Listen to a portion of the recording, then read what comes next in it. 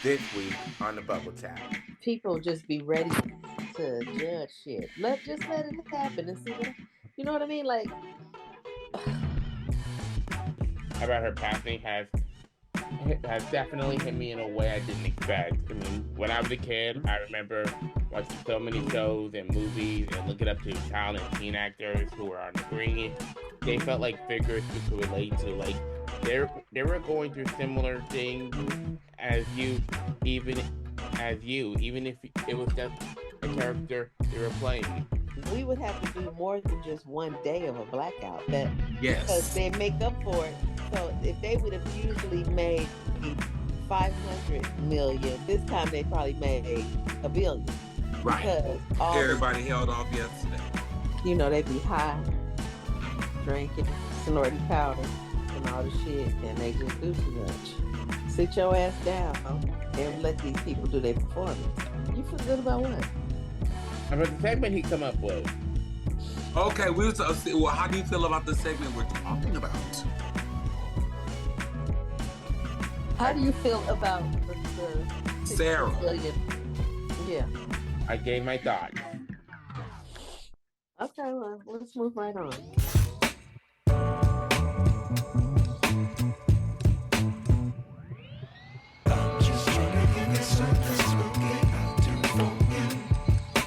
Welcome to the Bubble Chat, where we break down the latest in pop culture, entertainment, and real world events with fresh perspectives and unfiltered discussions. Whether you are getting ready for the day, taking a break, or unwinding from a long one, we're here to keep you in the loop and give you something to talk about. No matter where you are or what you're doing, this is your space to dive into the topics that matter, with all things with a mix of humor, insight, and a little bit of spice.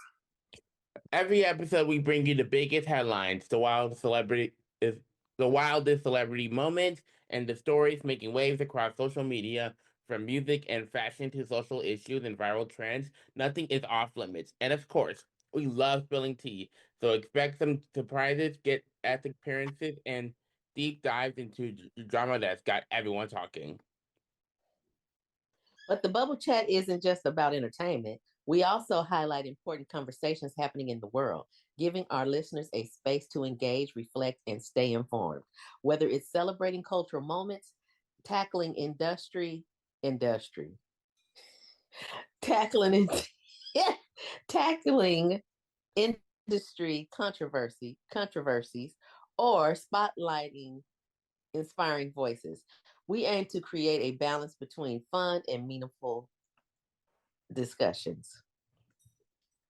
We love hearing from our listeners, so don't be shy. Join the conversation, guys. Follow us on social media, send in your thoughts, and let us know what stories you want to hear next. This podcast is all about building a community where everyone has a voice, and we're always ready to chat with you. So grab your coffee, wine, gin, vodka, or some water, whatever y'all got, and let's settle in and get ready for another episode of the Bubble Chat, filled with our usual fuckery, unprofessionalism, tea, dysfunctionality, bullshit, pettiness, and shade. Let's break it all down. Let's have some fun and make everything shake up a little bit. It's time to play and jump into the conversation. Now, who's ready for some hot topics in the late great queen? How you doing? How you doing? All right, y'all. Mom has a birthday. Oh, yes. So before we want to start, we want to give a special and dear happy birthday shout out to yours truly, Shay Sugar, who had her birthday on February the 28th, right? Thank you. Many years and one day before mine. We love you so much. Want to give you all the love from the bottom of our hearts. You are my mama. You are his mama. But I love you so much. I just love you. I love you too. Happy birthday. What you do? Thank you so much. I was in Los Angeles working on the React TV. I thought I told you. You go, girl. Yeah, we talked.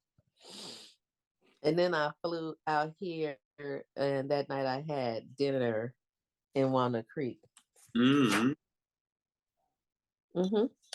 All right. So, all right, y'all, we're about to talk about Shrek 5. That is set to be released next Christmas. What? Universal Pictures has unveiled the first teaser trailer for Shrek 5, offering a 27-second glimpse into the much anticipated sequel. The teaser features familiar faces in addition to introducing Zendaya as the daughter of Shrek and Fiona, adding a fresh dynamic to the beloved cast. What? So Shrek and Fiona, whatever her name is, had a baby? Shut up. I want to see this trailer. Despite the excitement surrounding the franchise return, the teaser has faced significant backlash from fans, primarily concerning its animation style. Many viewers have taken a social media to express their dissatisfaction, with comments highlighting that the animation feels off and lacks distinctive charm of previous Shrek films. Critics have described it as resembling from the series' iconic visual identity. In addition to the main cast, the inclusion of Zendaya as Shrek and Fiona's daughter introduces a new character that could bring fresh storylines and perspectives to the franchise. However, the initial negative reception to the teaser animation style raises questions about how this new character and the updated visual will resonate with longtime fans. So, Bubblers, given the significant fan backlash regarding the animation style in the Shrek 5 teaser, do you think that the franchise should adhere to its original visual uh, aesthetics to maintain its identity, or is it more important to evolve and embrace contemporary animation trends to appeal to new audience? Let me say this. I think people just be ready to judge shit. Let it happen and see what you know what I mean? Like people just always want to start some shit. Like just sit down and just watch the damn movie. If you don't like it, fine. If you do, fine. But just go sit your ass down and just leave shit alone. God damn. All right, Get on my nerves. I get why some people aren't too thrilled with it, because change is hard, and when you have a certain style that people have loved for years, it's tough to see something different. And I posted my own thoughts on Instagram about it, and honestly, I know my opinion isn't gonna make or break whether people decide to see the movie Right. when it comes to when it comes out, but I do think it's like worth discussing about it. Now, I'm not a 3D animator, so I don't understand all the ins and outs of animation, but I do know enough just to understand that when you release a teaser for an animated film, it's kind of like a rough draft. Like you work on an essay and it basically turn in a rough draft, and it's not finished yet, but it'll soon be a final draft. So You know, it's and 3D like Lion King. pretty much. Mm. But here's Change the format. I mean, that's kind of cool. But here's the thing, though: animation doesn't happen overnight. Movies like this take years to develop, and what we're seeing now is probably just the early stages, with more refinement to come. I mean, there is a chance that a finalized the modeling and rendering, the animation will look even better, and some of the backlash may die down over time. And I also touched on this in my Instagram story where I compare the first four Shrek films to the fifth one, and the major difference is the software used. The animation Mm. is those earlier films was done using really expensive software, and it makes sense that they want to switch to something cheaper this time around. I mean, budget cuts in new technology play a big part in why the animation looks different, and know, we may not know all the reasons behind it. Now, I want to start off by saying this real quick. Let me say this. Or let me ask a question, please, because you're on a roll. Is Eddie Murphy gonna still play the donkey? Yes. Okay. Okay. So I just want to mention Some people say that they should harass the animation team like they harassed the animation team from Sonic the Hedgehog movie. Okay. First of all, they get on my nerves talking about some budget cuts because even if you cut the budget, this budget is still big. The hell? Especially when you add Zendaya to it. That'll crash the budget. Okay? That part. And Eddie Murphy? All of them, really. Well, everybody else already is in there. I'm gonna say that Right. look, I'm very, very excited about it. I love Shrek. But I thought that they had about 19 Shrek and Shrekettes in the last movie, so I just want to see what's so special about Zendaya being a baby when he had about a whole tribe of them already. But I'm looking forward to it. Donkey is my favorite. I love Puss in Boots. I mean, like, it's a star-studded cast. I totally welcome Zendaya. I mean, she is from Oklahoma roots. Whoop, whoop, whoop, whoop, whoop. Yeah, so my inner 8-year-old is waiting for the movie to come out. But I want to say this. Back in 2019, the original design for Sonic the Hedgehog movie was so awful that fans absolutely tore it apart, and the backlash was so intense that they actually delayed the movie and redesigned Sonic in its entirety. If you don't know what I'm talking about, just Google Sonic's old design for the movie and you'll get what I mean. It was wild. And one point that about animation changes that I do agree with is how Disney fans called out the animators of Ralph Breaks the Internet for changing Princess Tiana's appearance. You know, things like her skin tone, her hair, and nose were altered. And Anika Noni Rose, who voiced Tiana, even had a meeting with Disney to discuss those changes. And there's a whole video explaining more about it, which I'll link in the description for anyone curious to dive deeper in it. So at the end of the day, whether you love or hate the Shrek 5 teaser, remember that animation takes time, and it's possible that what we're seeing now is just the first draft. And with a little bit of fine tuning, the final product could look a lot better. And we can only see how it all pans out and we'll just have to wait and see how the final movie turns out. Mm-hmm, mm-hmm, mm-hmm. Up next. All right, give me 1 second. I'm just turning on my diffuser. Come on, diffuser. What is the scent? This is that. Eucalyptus. This is that I'm using right now.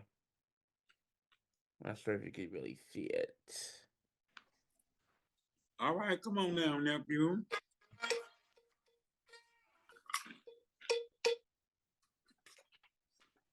All right, everyone. We're going to be moving on into our next topic, and honestly, this one is really tough to talk about, and it's heartbreaking news for many of us, especially those who grew up watching her on screen. The nostalgia community has lost someone who was a huge part of our childhood. On February 26th, actress Michelle Trachtenberg has sadly passed away.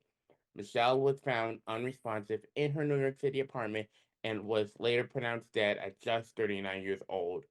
Her sudden passing has left fans, friends, and the entertainment industry in shock.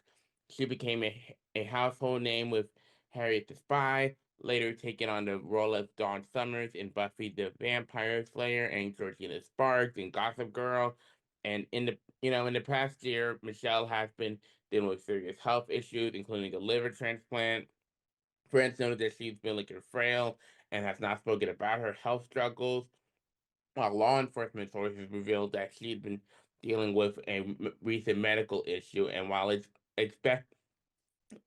expected cause of death is unclear, it appears to be due to natural causes, at least according to the website that was made before the update. Um, After the passing, the New York City's medical examiner's office performed an external examination, but did not conduct a full autopsy as Michelle's family declined one. And since it's already found no signs of foul play, their wishes were respected. A family spokesperson asked for privacy during this incredibly difficult time.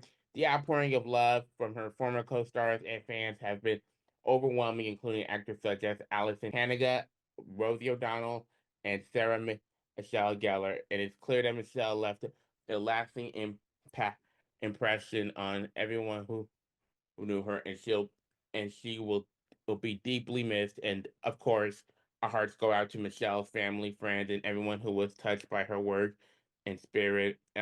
With Michelle's family choosing to keep certain details private, how do you think the media should navigate reporting on a public figure's passing while still respecting the wishes of their loved ones? First of all, I want to say that about her passing has definitely hit me in a way I didn't expect. I mean, when I was a kid, I remember watching so many shows and movies and looking up to child and teen actors who were on screen.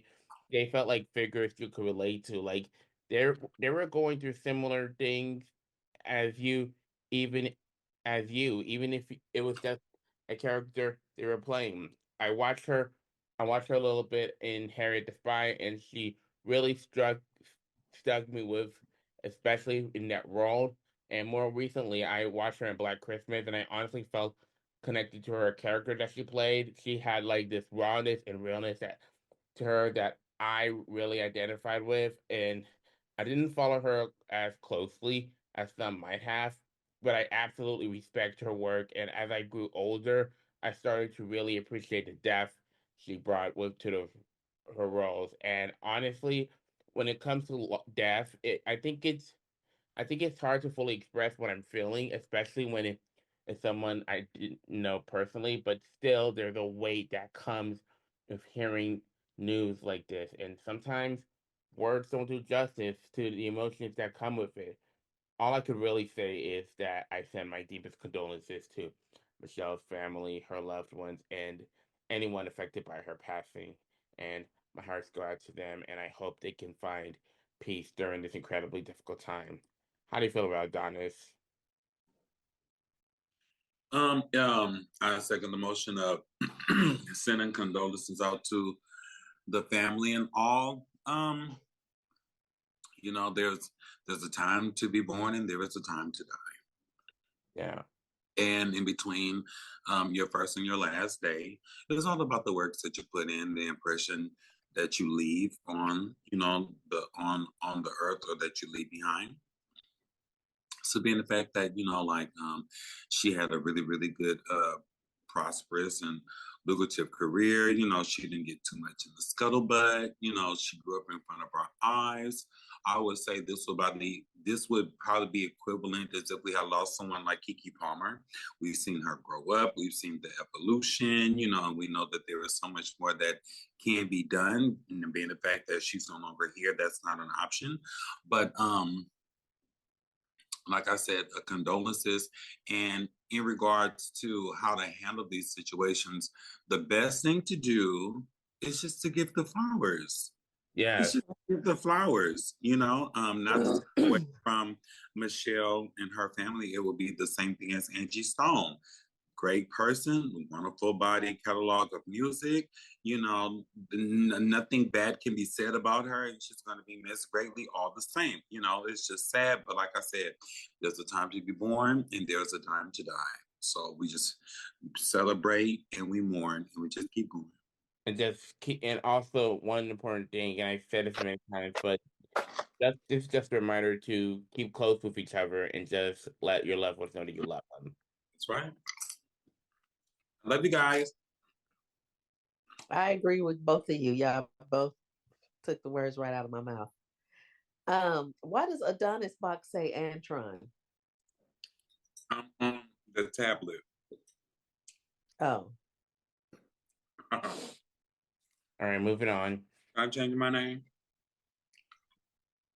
That would be helpful. That would be helpful. All right, now tell me how to do it. Alrighty. You know what? I'll tell you after the first half. Right. What you eating now, Adonis? What that baby gonna do is crunch and munch and drink and smoke weed. That's what he gonna do. You can best believe that. That baby gonna have him a snack, honey. Yes, I've been going to yoga every day, and I'm gonna have my stomach flat and everything. And I'm doing Where's yoga? Funky Door Yoga in Berkeley is hot yoga.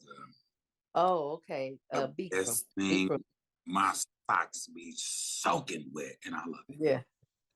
Good for you. Do they have beginning yoga? Yeah, it's the same thing. Same much? every day. $100 a month. How much? $100 a month. Oh, you have a good time, honey. I ain't got no $100 for giving no damn party. This is my birthday gift to myself. I'm gonna have my stomach flat for my birthday.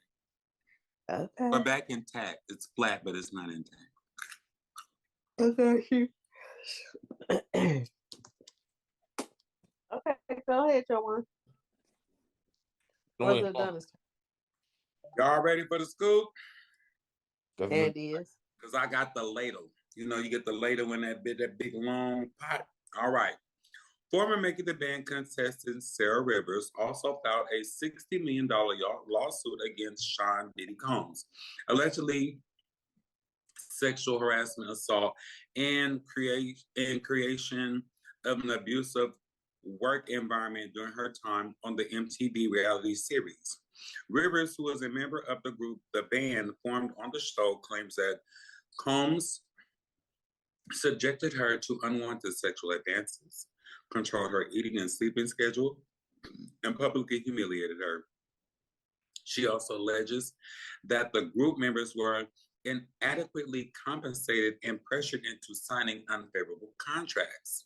The lawsuit filed just before the deadline for claims under the New York City Genders Motivated Violence Act named over 2 dozen defendants, including Universal Music, MTV, Bad Boy Officials, and Combs' mother, Janice. A representative for Combs has denied the allegations, stating that this is yet another example of false claims being filed against Mr. Combs. Given the seriousness and the allegations made by Sarah Rivers against Sean Diddy Combs and the entertainment industry ongoing challenges with addressing such claims, how can reality TV productions better protect contestants from potential abuses of power? I'm honestly not surprised that Diddy's facing another lawsuit. There seems to be a pattern at this point. The most recent one comes from Making the Band contestant Sarah Rivers, who's suing him for $60 million. And according to the lawsuit, she's accusing Diddy of fraud, breach of contract, and emotional distress. And as she claims that she was promised a spot in his label, Bad Boy Records, and that he made false promises about her career. As we know, Diddy's history with artists has been rocky, to say the least. And this lawsuit is just the latest in a string of legal issues he's been dealing with over the years. And it's really interesting to think about how Diddy's career has been shaped by these kind of controversies. While he's built his empire as a mogul, the people around him haven't always had the same experience. And when it comes to making a band, we've heard from former contestants before about the hardships that they went through while working with him, and it's not exactly new territory. Um, and I think what stands out here is the emotional distress part of the lawsuit. It's one thing to go after someone for financial damages, but when you throw emotional distress into the mix, it speaks to the personal impact that all of this had on Sarah Rivers. She's not just looking for money, she's looking for accountability.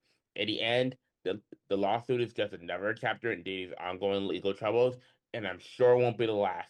Whether or not it ends up making headlines for weeks to come, it is yet to be seen. But for now, it's clear that the battle between him and some of his former artists is far from over. Donnie? Well, a nephew, you used a wonderful word. Now, words, it was accountability. Now, if you break that word down, that is account and ability. So I just want to know what your money is able to do. Show me the ability of that account. Run me them numbers. You know, I can't get back the time wasted. Okay, We can't erase the words that you have scarred my soul with, being inappropriate and all, making these buffoonery suggestions. But guess what?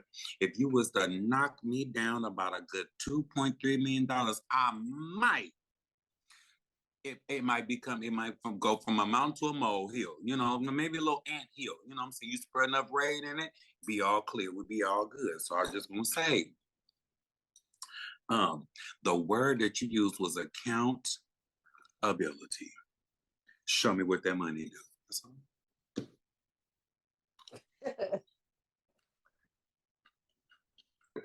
I'm sorry, Sarah. I'm in favor of you getting broke off, How you feel about it, Mom?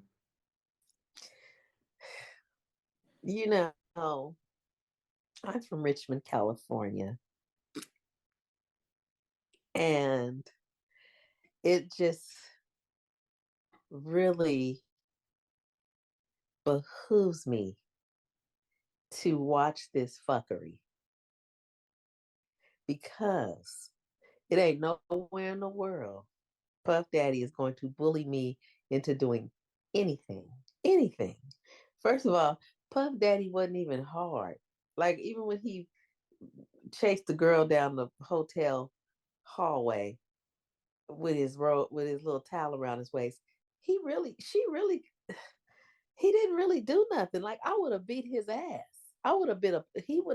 That towel would have been drenched with blood. He would have been leaking. And it just hurts me to see these artists who are so desperate to be on get under the web or in the web of these men with power, such as the R. Kellys and the, P. Diddy's. So to me, they got themselves into this trouble. Wrong from right. And yes, P. Diddy should be sued, definitely. But they come on now. He didn't hold a gun to their head. They signed this paperwork. Because had it been me, and he called himself bullying me to do something, I would have been, this doesn't sound right. I'm sorry, I can't. And then as soon as he would have raised his voice, I would have popped that motherfucker right in his mouth. But don't talk to me like you crazy. I agree. But you said that there was no gun up to their head. Did you not say that? I did. But there was a camera crew in their face. There was a once in a lifetime opportunity right there to be had on film. It's the pressure behind everything. Yes, but that's the devil. What they said, the ruler of the powers and principalities and stuff like that, right? Yeah. Right. So you mean to tell me if Puffy, I'm a comedian, so Puffy have a comedy show, I go on a comedy show, and he'd be like, Shay, we like you, we like you, but how bad do you want it? How bad do you want it, Shay? And I said, I want it really bad. You're gonna say, I'll be like, I really want it bad. But what are you insinuating?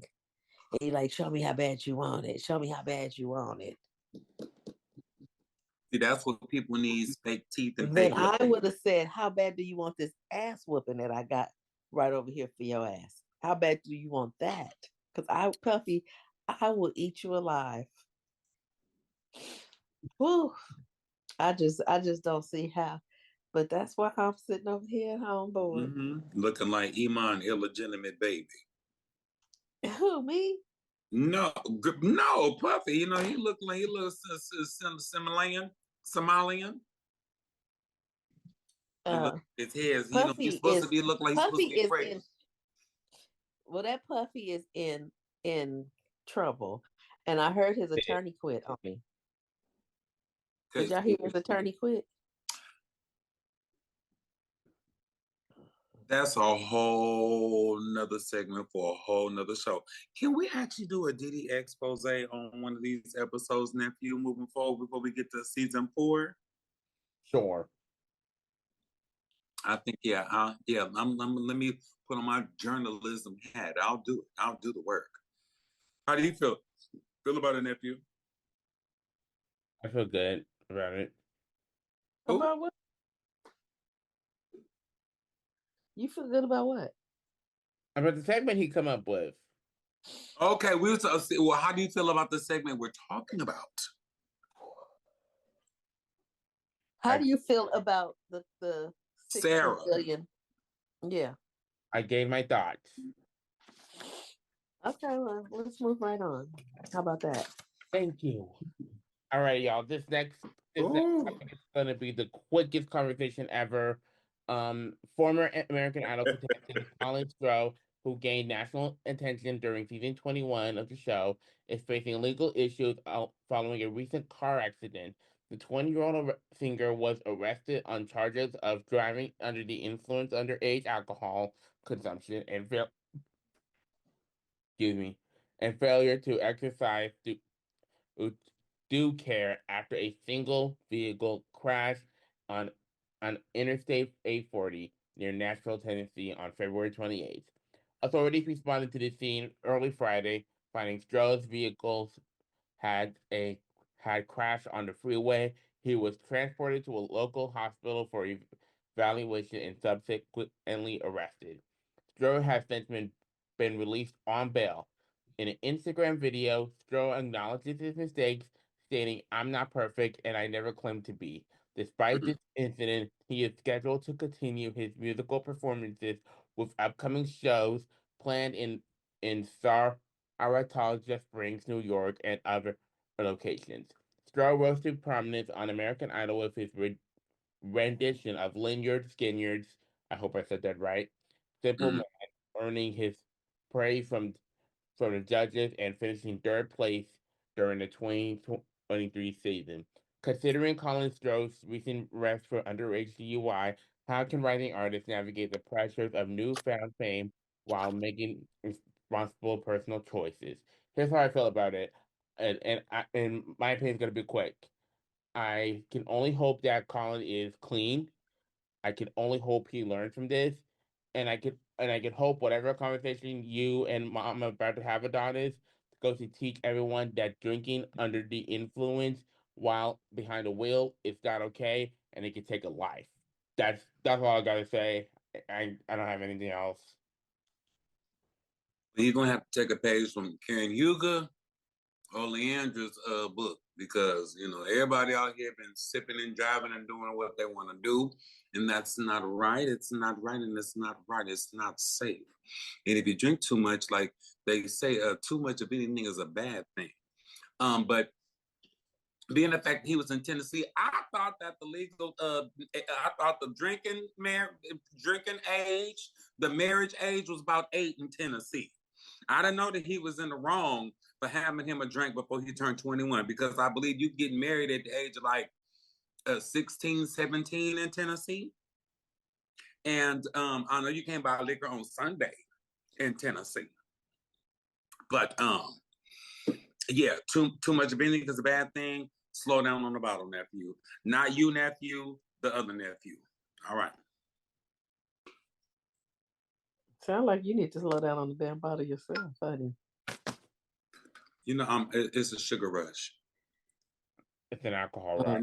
Let me move the Munch and Crunch. Move the Munch and Crunch. I'll re-roll up and I'll slow down in about 3 minutes. A mess. I can't Wipe me out. stand you. I love you. Happy birthday. Oh, I love you to death. That's what I do know. But listeners, please give a special shout out, send some extra love to Shay Sugar. That is comedian Shay Sugar on all social media platforms. We love her. Happy pleasure. birthday. All right. Thank you so much. I really like your hair. Oh, thank you. Mm-hmm. My faux locks. Mm-hmm. Thank you. Mm-hmm. Blondes have more fun, they say. Hilarious. Now, whose turn is it? Yours. Okay.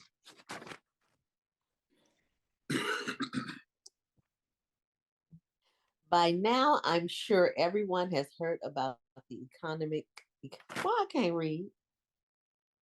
Economic. By now, I know. So cut that out. Don't have. Please don't put me on blast saying economic. I mean, economic, whatever I said. That is just so awful.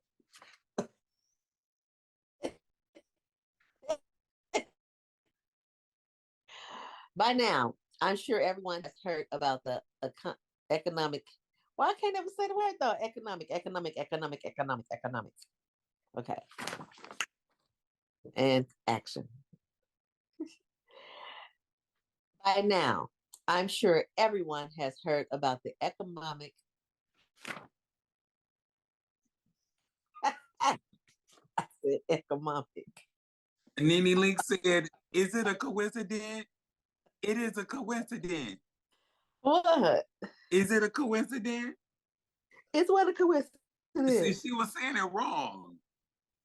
She was saying, "Is it a coincidence?" This is really bad. You can just say eco. Okay, let me do it again. I'm gonna say economic. Okay, here I go. By now, I'm sure everyone has heard about the economic blackout that's been all over the internet this past week. On February 28th, which was my birthday, okay, most of the Americans participated in a 24-hour boycott, refraining from shopping at major retailers, purchasing gas, or dining at fast food chains. The initiative, organized by the People's Union USA, aimed to protest corporate greed and economic inequalities. Participants were encouraged to avoid all spending for the day. If purchases were necessary, they were advised to support small local businesses and pay in cash. The movement sought to demonstrate consumer power and push for systemic.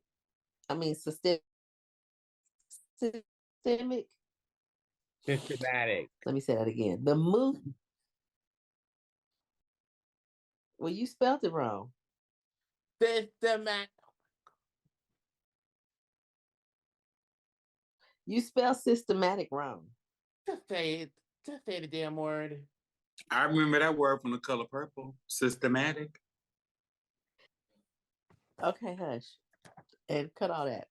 Cut this when you edit.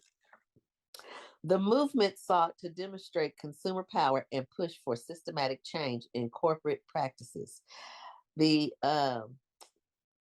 economic blackout gained traction on social media with public figures like Stephen King and Betty Midler expressing support. King urged his followers, don't buy stuff on February 28th. Money's the only thing these dicks understand. While the boycott highlighted consumer dissatisfaction, its effectiveness remains debated. Some experts argue that one day protests may not lead to significant corporate change, and the sustained efforts are necessary for lasting impact.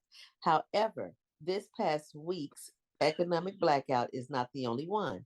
The People's Union has a list of planned protests aimed at holding corporations accountable for their actions.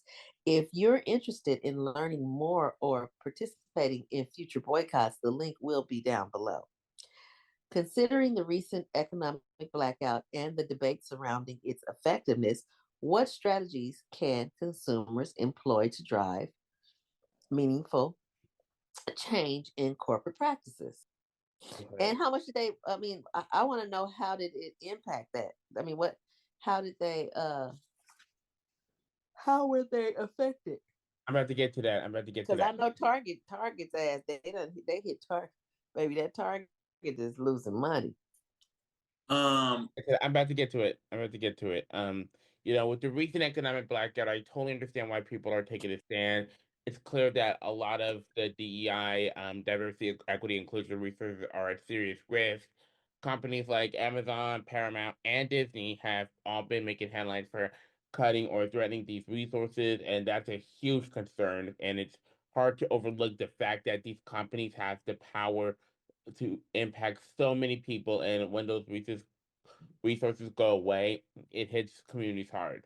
The truth is, it's been a rough couple of months, and we're not even at the end of the year yet. DEI initiatives are in jeopardy. Healthcare is becoming more and more difficult to afford, and always seem to hear about is the greed from those in power. It's frustrating to say the least, and I think what frustrates me the most is that in the midst of all this, people are still choosing profit over people's needs, and that only continues to divide us further. You know, when President Trump was elected for his second term, I couldn't help but feel that I couldn't help but feel like many voters who voted for Trump didn't fully understand what they were signing up to it for. It feels like some were blinded by promises without realizing what this would actually mean for our country. This is exactly why it's so important for people to stay informed and for us to continue pushing for the changes we so desperately need. And I can only hope to God that more people start speaking up and make their voices heard. The level of frustration is real, and if we want the kind of change that's been needed for so long, it's time to take action. It's been at that point for a while now, and the clock is ticking. I just hope we don't lose sight of what's really at stake here. Mother. Did he answer my question when I said, how did the blackout affect the Yeah, economy? I did. What did you say? Are you even paying attention? I thought I was. He This is gave why you a political answer. He answered it, but he went around the mulberry bush. And that's this, and these, oh shit! Is that vodka, tequila, or wine?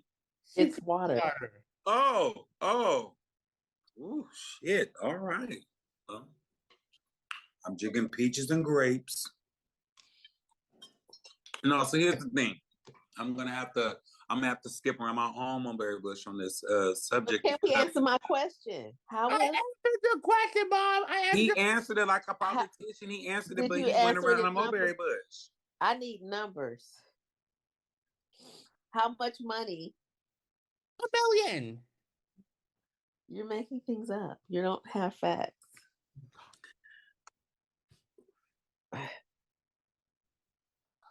What more do you want from me?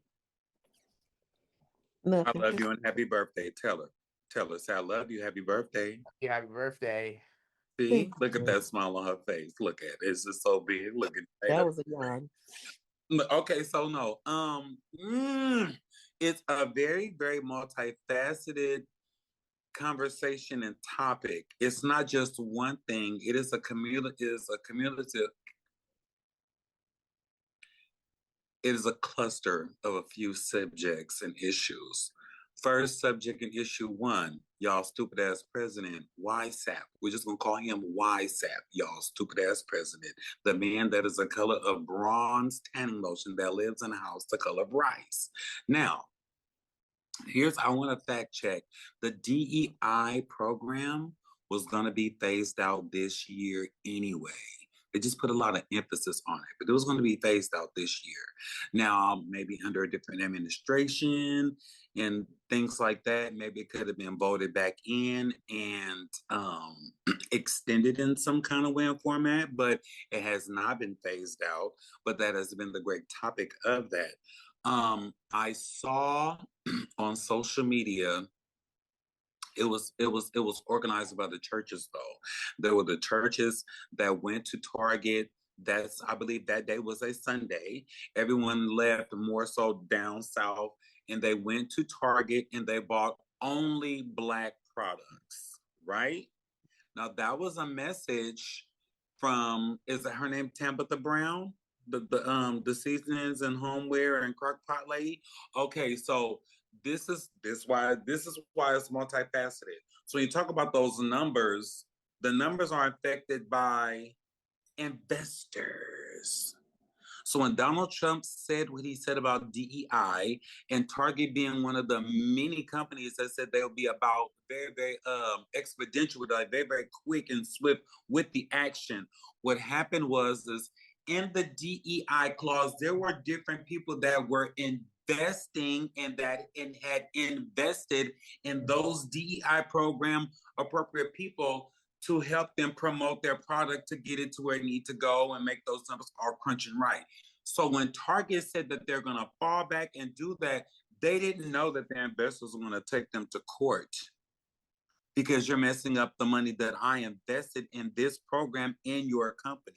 So it all came, like I said, it's a multifaceted situation and so many topics to address in this one situation. But the Black people did come together from what I saw through the churches down south, and they specifically bought and purchased all Black products. Now, what type of denting with those numbers were, I don't know, but it was mainly orchestrated through the churches. I don't know about like independent or like other communal groups outside of the church. Mm. So this is my question. But if we do a blackout on February 28th and I don't purchase gas that day, and then March 1st, I purchased the gas, they didn't lose no money. Right, because I bought a tank full of gas today. But I'm saying, like, we would have to do more than just one day of a blackout. That yes, because they make up for it. So if they would have usually made 500 million on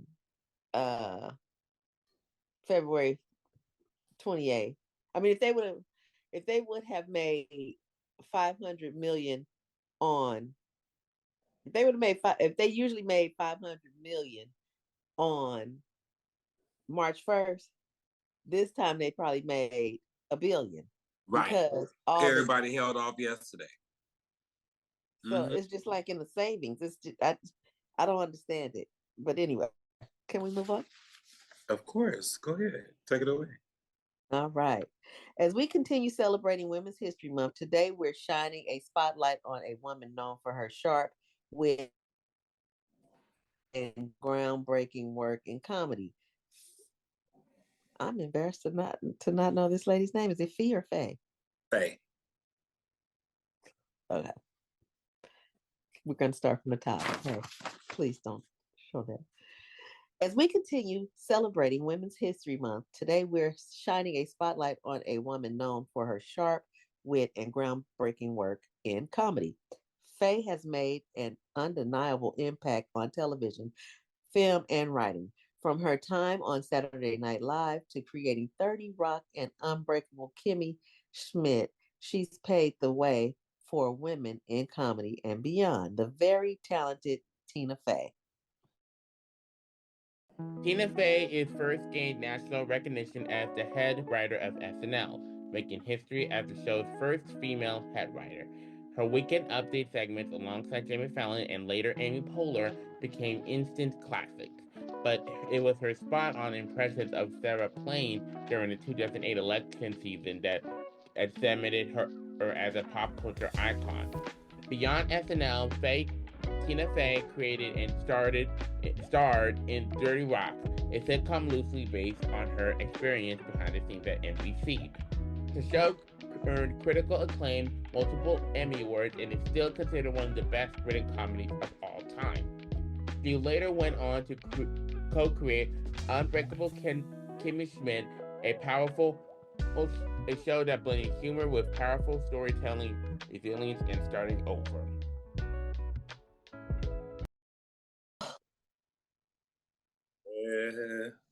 All right, everyone, welcome back. We decided to do something a little different this time around. We're introducing a new segment called Hot Topics from the Past. I came up with this idea because, there are so many pop culture moments, some from a while ago, and some that I really wish I would have talked about on the podcast. In fact, some of them I didn't even hear about until recently. So today, we're going to dig into some moments of those moments and revisit them. Now, for the second time, how you doing? How you doing? How you doing? Well, let's dive into the wild moment from 2009 MTV Music Video Awards. I'm sorry, I'm gonna start over. Let's dive into the wow moment from 2009 MTV Music Video Awards that still gets talks about today. Before you ask, no, I'm not talking about you know who interrupting you know who's acceptance speech. But we're here to talk about Lil Mama Lil Ratchet Ass and her infamous interruption during Jay-Z and Alicia Keys' performance of The Empire State of Mind. If for some reason y'all don't know who the hell Lil Mama is, she the one that had made the song My Lip Gloss is Poppin'. She was also Left Eye in the TLC bio, okay? If you remember, things got heated when Lil Mama was the one sitting in the audience by Beyonce, I failed to mention, and decided to jump her little happy ass up on the same stage and join the performance. The moment in which has been past referred to as Lil Mama T-Pain. Jay-Z and Alicia Keys was unexpected and caught everyone off guard. She walked up uninvited, stood alone, Jay-Z just swinging and bobbing to the side while Alicia Keys was just standing there mid-performance. The audience was in shock, and honestly, even Jay-Z seemed confused about what the hell was going on. Now, what makes this incident even more crazier is that in comparison to the T-Pain's infamous 2007 VMA moment, where he was criticized for joining in on stage during a performance without being invited, Lil Mama's stunt was similar in that it was totally unplanned, and in a way, it seemed like she was taking over the moment that wasn't hers. Of course, after the show, there was a lot of backlash. People wondered whether she was disrespecting Jay-Z and Alicia Keys or if it was just something misunderstood, something out of excitement. She even tried to explain it by saying that she was just showing love and felt the energy in the room. Girl, the vibe wasn't even out then. But the thing is, it wasn't just an innocent fan moment. She essentially crashed their performance in front of millions of viewers, which was a huge deal at the time. Looking back, do you think Lil Mama's stage invasion was just a spontaneous over-the-top fan moment, or did she step the hell over the line? What do you think it says about the blurred lines between fan culture and celebrity respect? I think Beyonce should have snatched her ass off the stage before she got up there. Shit. Then they would have never had that problem. Because that would have been my man performing. We learned that would have been my man performing, being that I'm from Richmond. Ooh. And I seen somebody trying to take the stage. I just would have, wait a minute, girl, where are you going? We learned from that elevator. Beyonce ain't gonna do shit. Beyonce ain't gonna do shit. Even when Michelle passed her head 1,000 times, Beyonce never did shit. I know. I said she would do. She said, like Nephew said, the show must go on. You ain't prepared to sing, I'll take personal. The show would have went on, but I would have put it on an extra show. They would have had a bonus that night. Y'all finna see somebody get their ass whooped. Get your cell phones out. Before I really go into the details of my reaction to the show, Nephew, to this segment, I just want to thank you for not saying you know whose name. I love you, Nephew. We see each other. I see you, but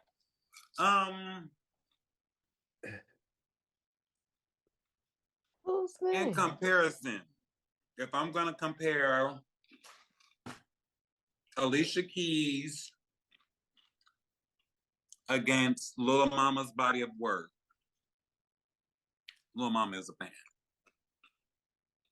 If I was to compare Lil Mama's body of work to Jay-Z,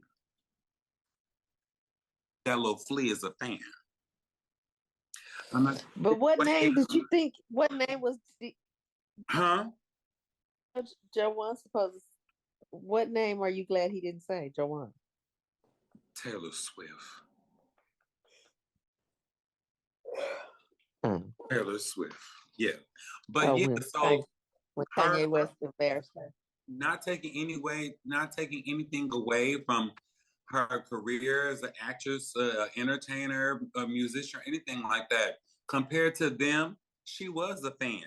Compared the lifetime or the lifespan of their careers, she is a fan.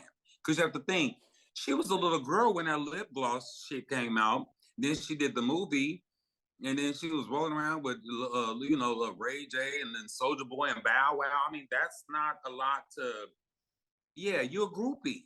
I mean, she fanned out. I don't think it was disrespectful, celebrity to celebrity, but in that moment, she was a fan. She was a fan. All right, I just want to say this real quick. When I think about Lil Mama crashing Jay-Z's stage performance, there's honestly two sides to this in my mind. On one hand, there was part of me that saw the moment where Jay-Z and Lil Mama were bobbing their heads at each other, clearly enjoying the vibe. Then when Jay-Z jokingly mentioned that Lil Mama was T-painting him, it felt like he was, messing around with her, and they were in the moment, and it was just two artists sharing the stage. I get that, and I can see how part of the interaction came off as lighthearted. But then, on the other hand, part of me wonders if Daisy was actually a little offended, but didn't want to show it to millions of fans. I mean, it was a surprise when he just ran up on stage like that, and maybe he was caught off guard. Who knows? Maybe there was a brief moment where he wasn't sure how he would react, but I think he kept it cool because he didn't want to make a bigger deal of it in front of everyone. And Little Mama has made it clear that she never meant to offend Jay-Z, and she was just repping her hometown of New York and feeling the energy and of the performance. I totally get it. Sometimes people make mistakes, and sometimes those mistakes can be embarrassing, but that doesn't mean the intention was to disrespect anyone. I think sometimes we overthink things, especially in the moment where emotions run high. And I think that's what happened here. Honestly, I will never understand how Lil Mama ended up getting like so much hate for that incident. I mean, yeah, maybe it wasn't the most appropriate thing to do, crashing in a performance like that, but hey, at least she didn't wasn't doing something outright rude or disrespectful, like who interrupted who's acceptance speech, or Will Smith slapping Chris Rock at the Oscars. I just feel like this moment didn't deserve the level of backlash it received, considering it was just a spontaneous, innocent mistake. Okay. Okay. I'm sure he had a very long conversation with her in the elevator after that. I'm sure knowing Jay-Z, he probably had talked with her in the elevator. Maybe in the staircase, I don't know. Mother. I feel like, they be high, drinking, snorting powder, and all the shit, and they just do too much. Sit your ass down and let these people do their performance. Shit. Sit down, ho. Remember 2 Chainz made that song? He said, "Watch out, little bitch. Watch out, little bitch.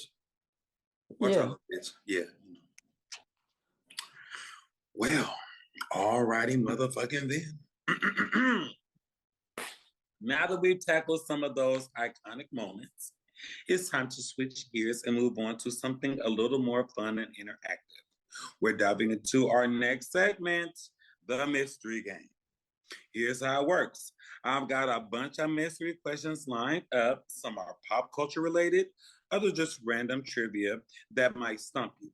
The twist, we don't know the answers yet. So we're all in the dark here, and the first person to guess correctly wins the round. It's all about quick thinking and a little bit of luck. We'll be throwing out questions ranging from TV shows, movies, music, and even a few off-the-wall ones that keep things interesting.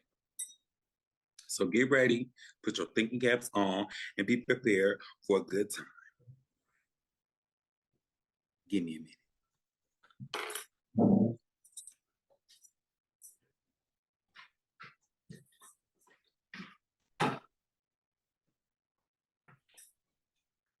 Knock, knock. Who there? Who's there?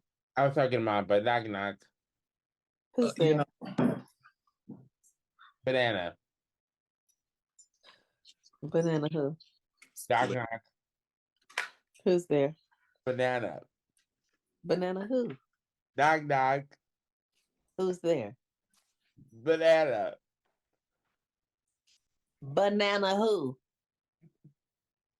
Knock, knock. Knock knock. Who's there? Banana. Banana who? Knock knock. Who's there? Orange. Aren't you glad I didn't say banana? Oh my God.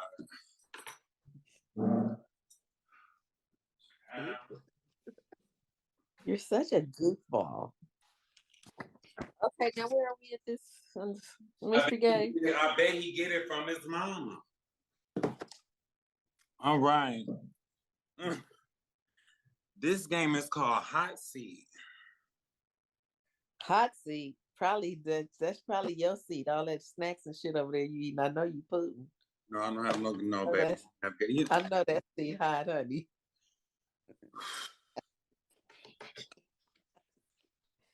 I'm just kidding. Happy Oh birthday. my goodness. Because whose seat is hot over here is mine.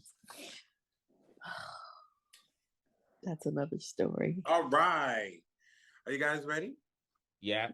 Now this is it's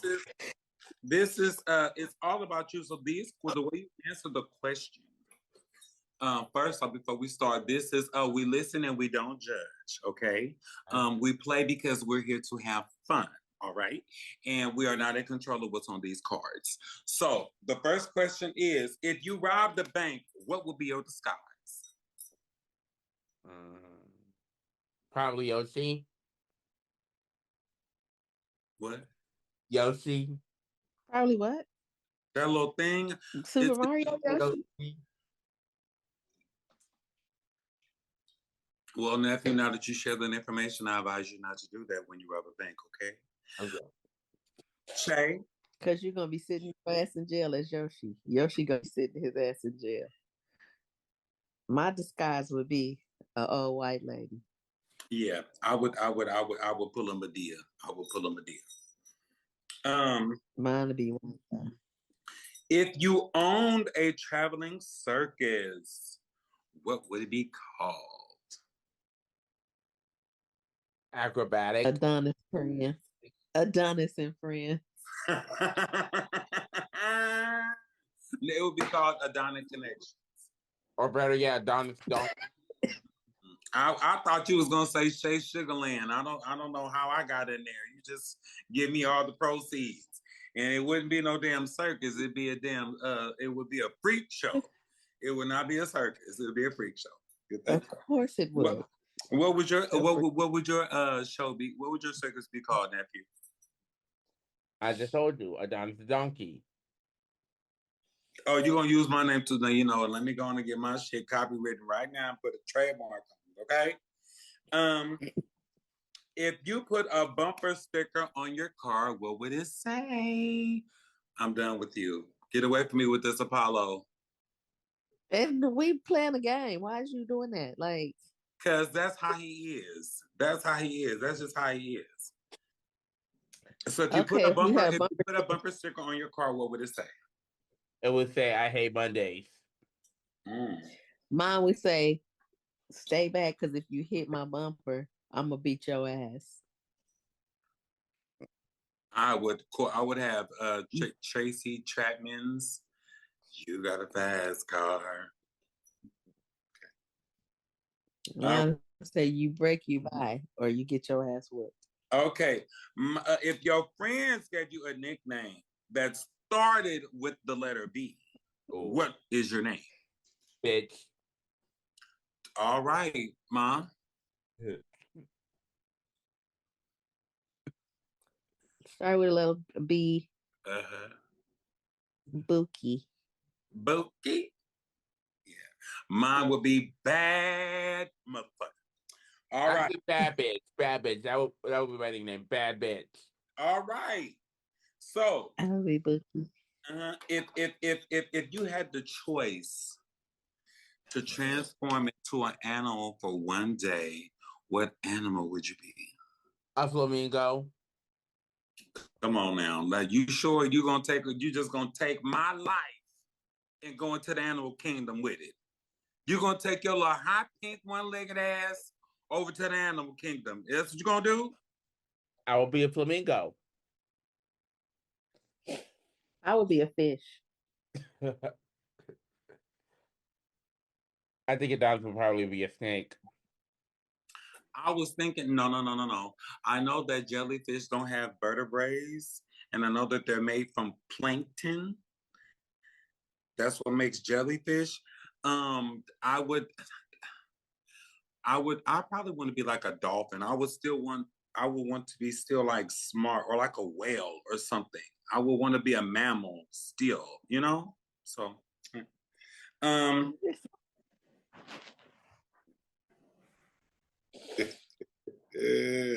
okay, this is a good one. What one word would your first grade teacher use to describe you? Handsome. Come on now, Nethka.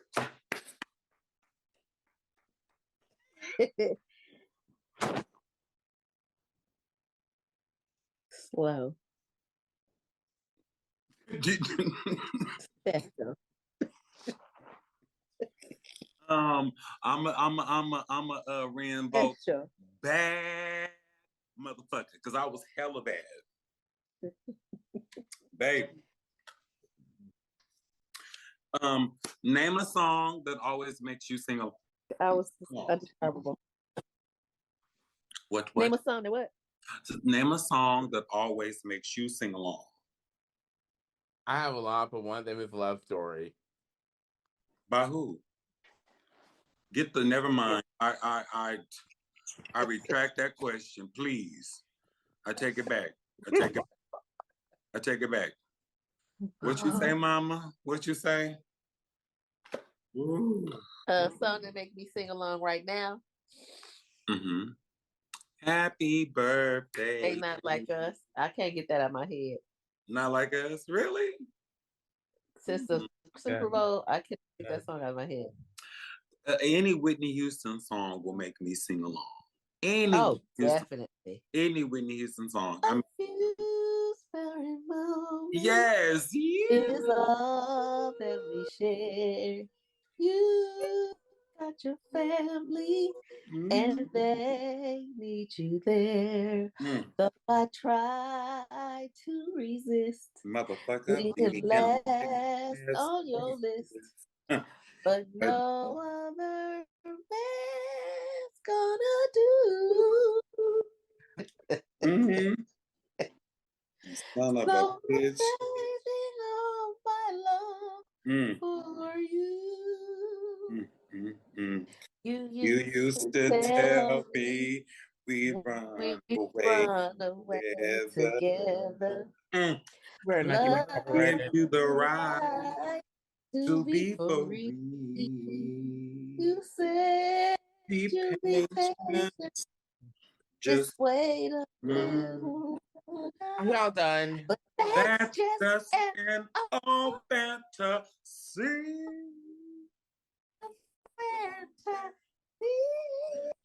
Then I've been saying, I've got to be petty, just a few. And just like that, you can't hear everything in space.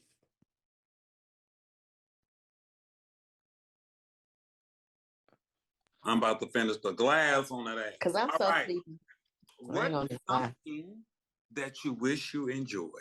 Is there something that you've never liked, probably had a fear of, or something that you've never done? What I wish I enjoyed, eating healthy. All right. What I wish I enjoyed, eating healthy. I wasn't gonna say that. You should have. Anyways, what I wish I didn't. What was the question? What is something that you wish you enjoyed? I wish I enjoyed that kayaking trip when I was in my senior year. When you was what? I was in my senior year, and our field trip was a kayak trip. We rode on a kayak. Ooh. When was this? When was that, Joanne? In my senior year of high school.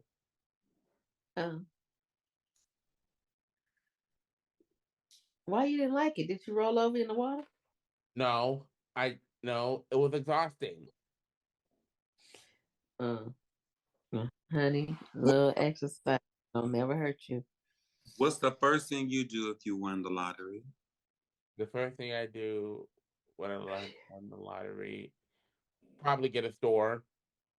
What would you do? Wait a minute. What kind of store, Wendy? Best Buy. Come on. Or I IKEA. would get a store and get and own all the products in this motherfucker.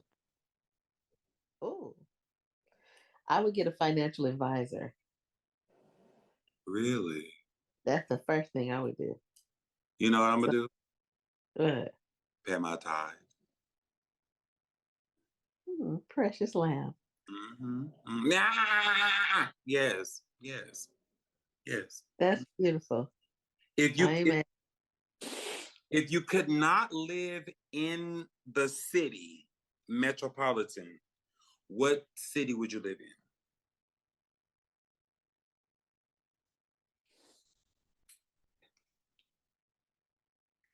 Hercules.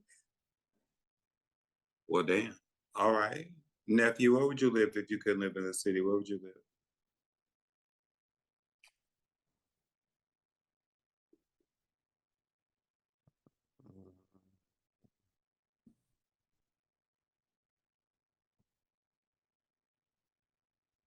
Do do do do do do do. Do do do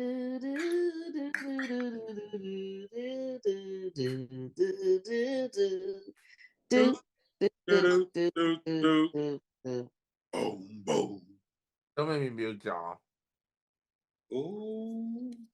Okay. If I weren't living in a city, I would probably live in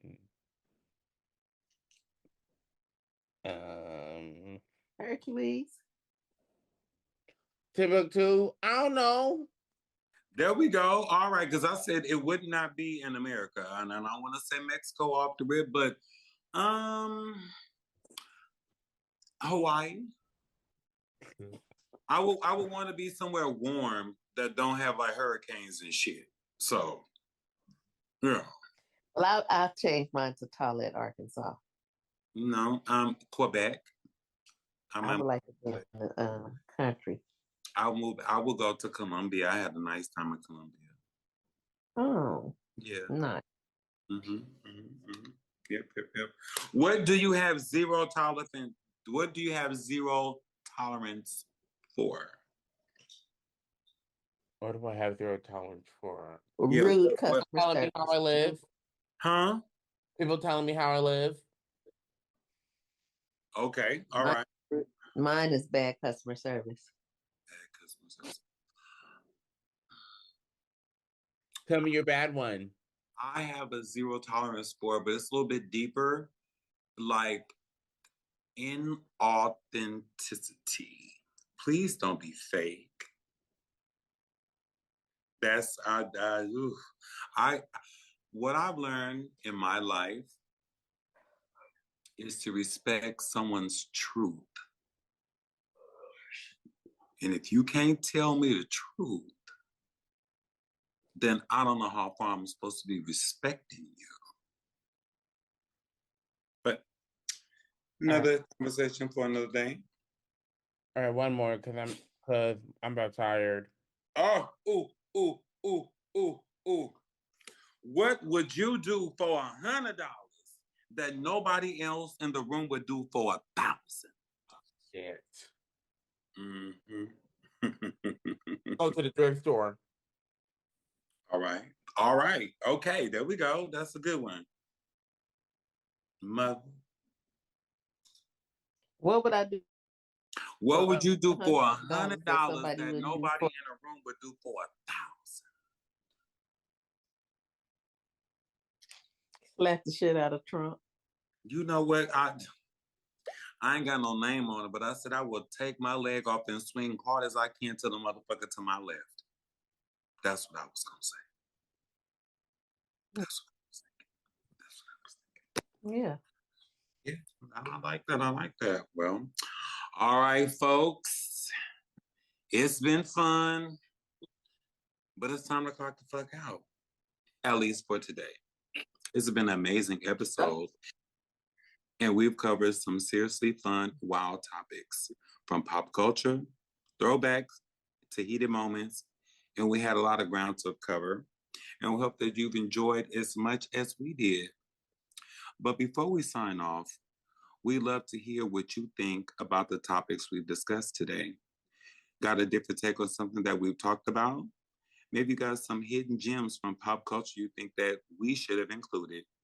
Hit us up on social media or drop a comment on whatever. I'm sorry. I'm gonna start that paragraph over. No, I'm gonna start it all the way over. Taking a page from your mama. All right, folks, it's about that time to clock the fuck out for today.